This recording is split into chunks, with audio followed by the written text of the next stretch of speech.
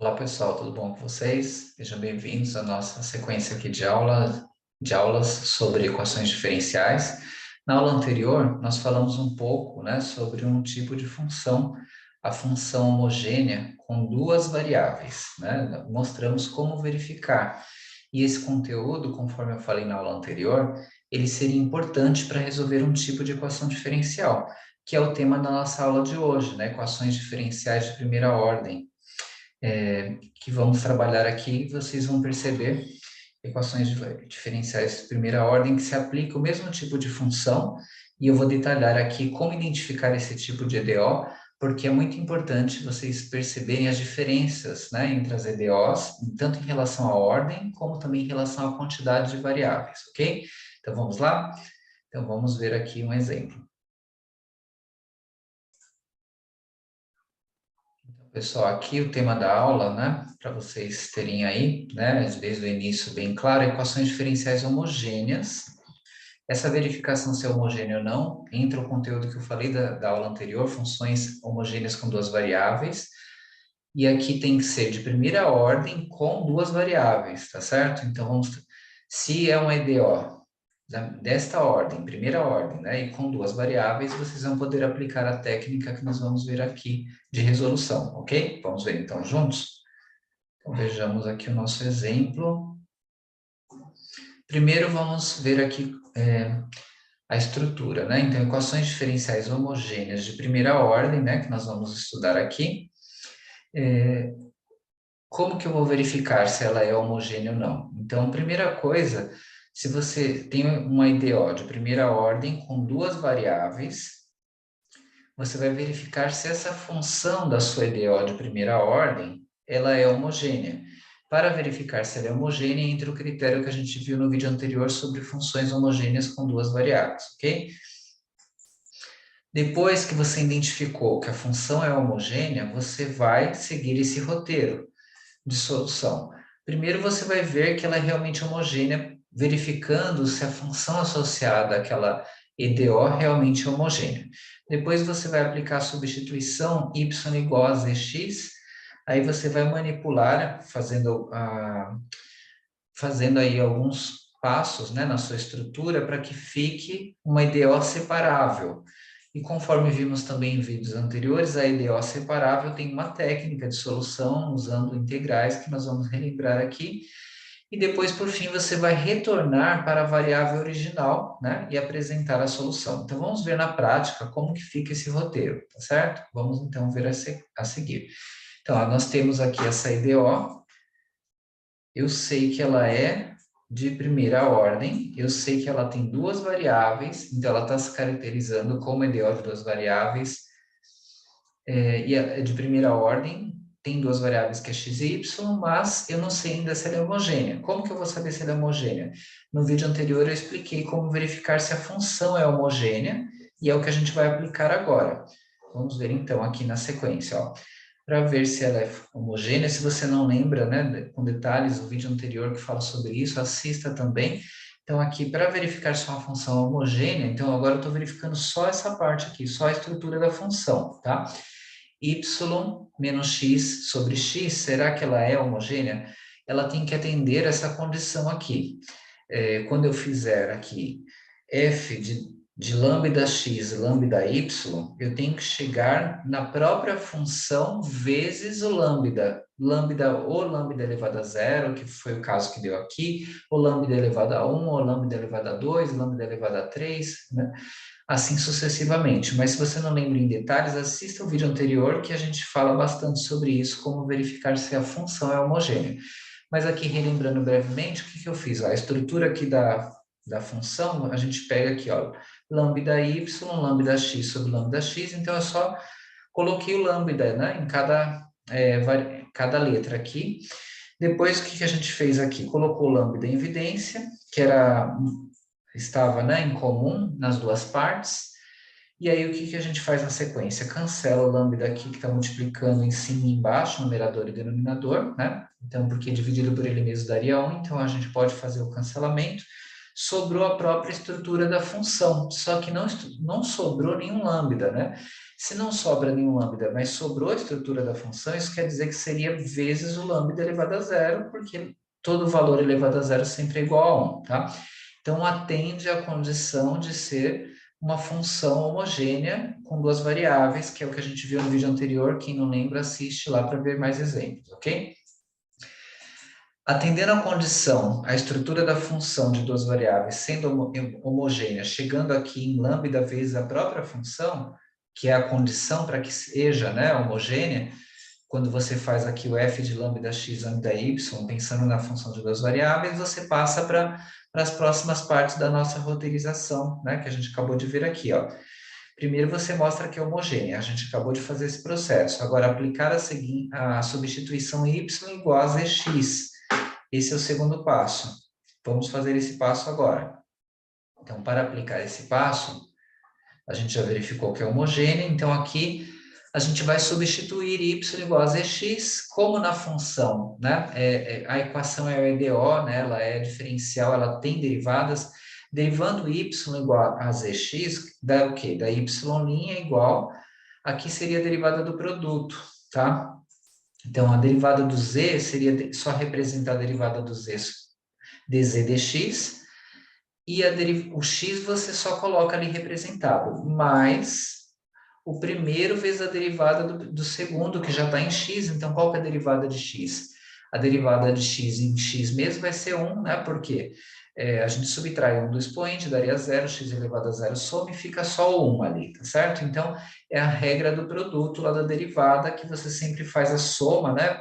E se você não lembra também das regras de derivadas, é importante relembrar, que seria a derivada do primeiro vezes o segundo, mais o primeiro vezes a derivada do segundo, e a soma entre eles. A derivada do primeiro, como a gente está derivando em x, ficou dz dx.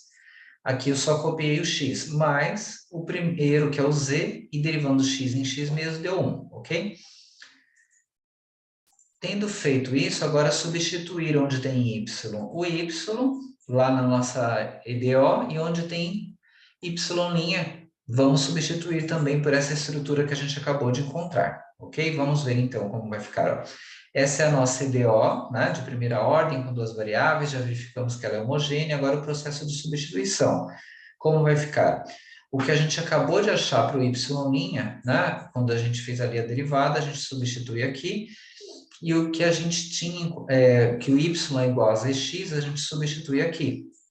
E mantém o resto da estrutura algébrica, né? Que já tem aqui, não tem nada mais para substituir. Tendo feito isso, algumas manipulações que nós vamos fazer, tá certo? Vamos ver como que vai ficar. Então, aqui, fazendo a sequência, a gente parou nessa primeira parte que a gente fez a substituição, né, dos dois lados, aqui o y e aqui o y'. O que dá para fazer nessa segunda estrutura, o que tem em comum é o x, então coloco o x em evidência. Aí ficou entre parênteses z menos 1, né? Porque como aqui é a zx, aqui ficou só z, né? Porque já está sendo multiplicado por x aqui do lado de fora. Como aqui era x, aqui ficou só menos 1, porque já está sendo multiplicado por x do lado de fora, é colocar em evidência, né? O x é o processo que a gente acabou de fazer.